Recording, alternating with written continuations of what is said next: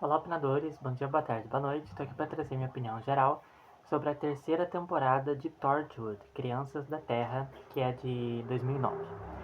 E bom, Torchwood teve aí, né, as duas primeiras temporadas, que foram temporadas assim de médias, de boas para médias, né? A primeira temporada é de 2006, né? É uma temporada mais fraca, com 13 episódios, tem o mesmo estilo de Doctor Who, que são episódios assim soltos, né, independentes, com uma história geral no final, uma história com um arco final, né, um arco que se inicia ali no final da temporada. A segunda temporada, de 2008, segue a mesma ideia, o mesmo modelo, só que ainda tem um certo arco na temporada inteira, né? A gente vê a história geral da temporada envolvendo o irmão do Jack sendo iniciada no começo da temporada, no primeiro episódio, depois é retocada no quinto episódio e se encerra no final da temporada. A segunda temporada, que eu também vi esse ano, minha opinião deve estar aí pelo canal, eu gostei bem mais que a primeira. Apesar dela ter seus defeitos, ela funciona bastante em vários aspectos. Agora, depois que você vê a primeira temporada e a segunda temporada de Torchwood, você nunca que espera essa terceira temporada de Crianças da Terra, ou Children of Earth, né? Que é assim, uma das melhores coisas que eu já assisti na minha vida. Tipo, sério, consegue vencer muitas e muitas temporadas de Doctor Who mesmo. De tão boa que é essa temporada. Tipo, é brilhante. O que que acontece nessa temporada, basicamente? Aqui a gente tem o Jack com a Gwen e o Yanto, né, trabalhando na Torchwood. E a Gwen, né, junto ali com o marido dela, Reese. Umas coisas estranhas começam a acontecer que em dado momento todas as crianças do planeta inteiro param no mesmo tempo. Elas simplesmente param, ficam imóveis, paradas, como se estivessem brincando de estátua. Só que é todas as crianças ao mesmo tempo. E depois, mais pra frente, outra vez que isso acontece, as crianças começam a falar com uma voz estranha, como se estivessem possuídas ou manipuladas ao mesmo tempo. Elas começam a falar nós, depois vai repetindo até que elas completam a frase nós estamos, nós estamos vindo, nós estamos chegando. Então isso dispara, né, a atenção da Torchwood, mas também dos governos e principalmente do MI5, um serviço de espionagem britânico, se eu não me engano, alguma coisa assim, tipo não é FBI, é uma coisa de espionagem lá, é uma coisa assim de segurança. E tem motivo para especificamente o MI5 ficar interessado nisso. Mas aí basicamente a temporada começa daí, com uma premissa bem simples, entre aspas. É bem interessante, né? Porque é uma coisa muito curiosa, né? Com essa questão das crianças. E a premissa da temporada é a partir daí. Mas o que sucede na temporada inteira é uma loucura, assim, que só é contada em apenas 5 episódios, mas é contada de um jeito tão bom, tão perfeito, que você termina a temporada com uma sensação de que você assistiu 10 ou 13 episódios mesmo, ao invés de só 5, sabe? Então, aqui eu anotei de novo meus pontos sobre a temporada, só que dessa vez não teve um ponto negativo na temporada, não teve um. A temporada foi acerto atrás de acerto, desde o primeiro até o último episódio. Então vamos lá, comentar aqui com vocês. Primeiro ponto é justamente esse estilo serializado funcionou muito bem para a temporada. Né? Que eu comentei que as outras temporadas tinha aquele estilo de cada episódio ter sua própria aventura e de não ter uma conexão tão forte. Essa temporada, Children of Earth, ela é serializada e funciona super bem, porque a história é muito fluida, não tem filler no meio, a história é direta, do primeiro até o quinto episódio. A cada episódio a tensão aumenta mais, a ameaça aumenta mais. Então esse estilo funcionou muito bem para essa terceira temporada. Outra coisa que ajudou também foi a equipe Torchwood, a equipe dos personagens principais, ter menos personagens. Antes a gente tinha o Jack, a Gwen, o Yanto, a Tosh, o Owen, o marido da Gwen, Reese, que não era parte da equipe, mas por ser marido da Gwen, que é a protagonista, ele sempre aparece também. E lá na primeira temporada a gente tinha até a Suzy. Então, assim, eram muitos personagens. E na segunda temporada, a Martha Jones também ficou ali uns 2 episódios. Dois episódios. Então, assim, eram muitos personagens para os roteiros, sabe? Sempre se preocupar. Claro, eram mais episódios também, então não era tão difícil para dar uma trama para cada um. Igual na temporada passada, a gente teve muito foco no Owen, por exemplo, mas a Tosh não teve tanto desenvolvimento. O Yanto também ficou mais de lado, então Nessa temporada 3, apenas com os 3 personagens principais da Torchwood mais o Reese, os 4 personagens, ficou muito mais fácil de equilibrar os personagens ali, tanto para arranjar o que fazer para cada um dentro da história, quanto para desenvolvimento de personagem mesmo. Então, foi uma escolha muito assertiva. Claro que foi triste, né, perder a Tosh e o Owen no final da segunda temporada, mas do modo como eles trabalharam aqui na terceira temporada com os 4 personagens, foi assim mais do que o suficiente para trazer uma história maravilhosa. O enredo da temporada também é um enredo muito mais sério e objetivo. Não que Torchwood seja feito de piadocas, mas assim, as 2 primeiras temporadas você vê que Torchwood tem muita. Justamente, não sei se era muito pelo Owen, que ele é meio engraçadão assim, mas as 2 primeiras temporadas tinham muito essa. Não chegava a ser comédia, sabe? Tinha muito desse sarcasmo, assim, desse deboche, que é um estilo que eu gosto de ver em série, mas essa terceira temporada, justamente por mexer com crianças, né, traz assim uma trama, um enredo muito mais sério. Eles mal têm tempo pra parar e fazer piada, né? Tem alguns momentos engraçados, porque é Torchwood, eles continuam sendo engraçados, carismáticos, né? Mas é uma temporada extremamente mais séria e é uma temporada muito mais objetiva. É uma temporada onde o enredo vai direto ao ponto, sem enrolação, sem ficar dando tanto flashback para contextualizar coisa de 500 anos atrás. Já menciona alguma coisa aqui que já vai ser remencionada lá, não, que vai ser reabordada lá na frente. Então, assim, é uma temporada que tem um enredo, assim, maravilhoso, sabe? Tipo, que é bem objetivo, bem direto, bem sucinto. Muito bom. Depois, a história da temporada também, que eu dei uma explicada aqui agora, é uma história muito mais madura, porque combina muito com os personagens, né? Principalmente o Jack e a Gwen. Porque se você vê a da primeira temporada pra cá, no começo eles parecem mais jovens, assim, trabalhando juntos, sabe? Uns jovens adultos ali trabalhando juntos. Nessa terceira temporada, a gente vê eles como uns personagens assim, muito mais adultos mesmo, muito mais responsáveis, porque o destino do mundo está nas mãos deles, literalmente. Então, você vê que a temporada desenvolve esses personagens de uma maneira muito madura, sabe? De uma maneira muito legal de ver, cara, porque a gente termina a temporada assim com eles sendo extremamente complexos, tendo camadas e camadas de cada um dos personagens, né? Então, essa parte da temporada também ficou muito bem feita, né? O modo como eles lidaram com os personagens principais. E falando dos personagens, o elenco da série aqui é brilhante, né? Tipo, o elenco principal com John Barrowman fazendo o Capitão Jack, a Eve Miles, que faz a Gwen, o Gareth David Lloyd, que faz o Yanto, e o Kai Owen, que faz o Reese, já eram bons atores nas outras temporadas, mas nessa temporada, talvez pela complexidade do roteiro, eles brilharam ainda mais, principalmente o John Barrowman e a Eve Miles. Mas o elenco de apoio, a gente também teve ninguém mais, ninguém menos que o Peter Capaldi, que um ano antes, mais ou menos, já tinha aparecido em Doctor Who na temporada 4, né?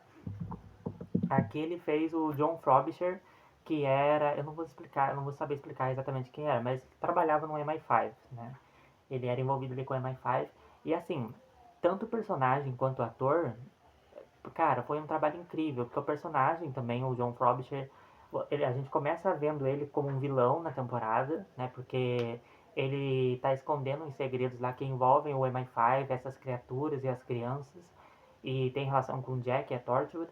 E ele tenta acabar com a Torchwood por isso no começo da temporada, só que você vai acompanhando o personagem no começo da temporada, ele não chega a se redimir, não chega a ser um santo, mas no final você sente pena dele, sabe? Da decisão final do que ele faz no final da temporada. E o ator, pô, mano, Peter Capaldi, pra quem conhece Doctor Who, já. Isso aqui já é de praxe, né? Tipo, o cara é brilhante demais. Você sente a emoção do personagem. É um personagem extremamente diferente do 12º Doutor que ele fez em Doctor Who e do Caecilius que ele fez na temporada 4 de Doctor Who. Então é um trabalho assim brilhante e é um trabalho brilhante onde o Peter Capaldi rouba a cena em todo momento que ele aparece. Então essa parte do elenco da série, e tem outros atores também, o ator que faz o primeiro-ministro, o Sr. Green, a atriz que faz a Bridget, são atores assim que, sabe, mesmo não tendo um tempo de tela tão grande, conseguem entregar um bom trabalho e agregam bastante a qualidade do elenco da série. Voltando a falar dos personagens, como eu estava explicando sobre os personagens serem complexos, com certeza pra mim o que mais teve destaque, mais desenvolvimento foi o Jack Harkness, né? E o Jack Harkness, o Capitão Jack, ele acaba se tornando um personagem muito complexo no final dessa temporada, porque até as outras duas temporadas, a gente já tinha alguns momentos assim, né, onde ele às vezes tomava umas decisões assim por conta própria, umas decisões meio duvidosas, igual no final da segunda temporada, se eu não me engano, não lembro se é da segunda ou da primeira, tem aquele episódio A Deriva, onde o Jack ele tá abrigando pessoas lá que são pegas e trazidas de volta pela fenda temporal, só que voltam diferentes, né? Tipo, com sequelas dessa fenda temporal. E, enfim, a gente vê ele lidando com isso de uma maneira meio fria, né? Então a gente tinha já uns lampejos, assim, desses momentos menos humanos do Jack. Só que aqui nessa temporada, tipo assim, ele faz o que ele faz para salvar a humanidade, para proteger a humanidade, só que ao mesmo tempo são coisas moralmente questionáveis, absurdas, né? Tipo, tanto no passado da história dessa temporada, que é o que tem relação lá com o MI5, o que eu falei sobre o John Frobisher agora há pouco, né? Principalmente também sobre o final da temporada, no modo como eles derrotam os 4, 5, 6, né? Que são os vilões da temporada. 4, 5, 6 porque é a frequência de ondas, assim, de rádio com a qual eles se comunicavam com as crianças. Aí, esse foi o único nome que eles conseguiram dar para os alienígenas. E o modo como o Jack derrota eles no final da temporada é uma cena, assim, de partir o coração. É uma cena tocante, extremamente forte, difícil de assistir, emocionante. E que, tipo assim, de novo, o John Barrowman é um ator incrível porque você sente no olhar do ator o sacrifício que foi pro personagem fazer o que ele fez, né? A dor que foi pro personagem fazer o que ele fez. Então, você entende que o Jack tá fazendo aquilo em prol da humanidade em geral, do mundo inteiro, mas ao mesmo tempo é impossível não perceber essa frieza no personagem, né? Então, eu acho que essa temporada ela é ótima também nesse quesito, porque ela deixa o mais claro possível que o Jack Harkness ele não é um herói, mas ele também não é um vilão, ele tá ali como um anti-herói nesse universo de Doctor Who, enquanto a gente tem um doutor de Doctor Who que ele é o herói, geralmente. A gente tem a Sarah Jane também, das Aventuras de Sarah Jane, que tá pro lado mais heroína. O Jack Harkness, ele tá ali como anti-herói. Então essa temporada ela explora esse anti-heroísmo dele de uma maneira assim, brilhante. Então essa parte também eu gostei demais. Outra coisa na temporada também foi a morte do Yanto no final da temporada, no quarto episódio. Que é assim, do mesmo jeito que foram as mortes do Owen e da Toshiko na segunda temporada, a morte do Yanto foi muito ousada. Mas assim, sabe, isso eu acho que demonstra o amadurecimento do roteiro da série, né? Porque você vê que a série é boa quando eles não têm medo de tirar algum personagem importante da série. Claro, de uma forma que faça sentido, não aleatoriamente, né? E a perda do Yanto nessa temporada, ela é muito, muito relevante para a série, porque ela funciona como um karma para o Jack Harkness, funciona para demonstrar o poder dos 456, funciona para a gente ficar revoltado com os vilões. Então é meio que também o preço pelo amor que o Yanto tinha pelo Jack. Então é uma morte assim, extremamente emocionante, extremamente triste, só que muito, muito bem feita. Sabe, que fez muito sentido ali na temporada. Falando nos episódios também, uma coisa que me chamou muita atenção positivamente, claro que eu gostei muito, foi a duração dos episódios. Como eu disse, são 5 episódios, né, nessa temporada, e cada episódio tem entre 57 e 59 minutos. Sério, cada episódio tem quase exatamente 1 hora de duração. Só que tá longe de ser episódios lentos e, sabe, enrolados. Não, é como eu falei, é uma história muito objetiva. Então, assim, eles usam os 50 minutos de cada episódio, a 1 hora de cada episódio, de uma forma extremamente fluida, sabe? Tipo, os acontecimentos vão se desenvolvendo assim de uma maneira muito prática, de uma maneira muito fluida. Você vai acompanhando a temporada, você nem percebe que são 5 episódios, como eu falei no começo do vídeo. Então eles souberam aproveitar bem demais essa duração dos episódios, sabe? pra quem viu minha opinião geral sobre a série do Pacificador, por exemplo, a segunda temporada de 2025, lembra que eu comentei justamente que esse era um dos defeitos da temporada, que os episódios eram muito mais curtos e você percebe que a temporada não sabia lidar direito com essas durações. Por isso que é importante quando a série sabe aproveitar suas durações. Se são episódios mais curtos, então a história não pode ser tão grandiosa, não pode ser tão difícil de desenvolver. E se são episódios maiores, tem que ter mais fluidez, porque senão fica uma coisa muito enrolada. E Torchwood conseguiu trabalhar perfeitamente essa terceira temporada nesse quesito.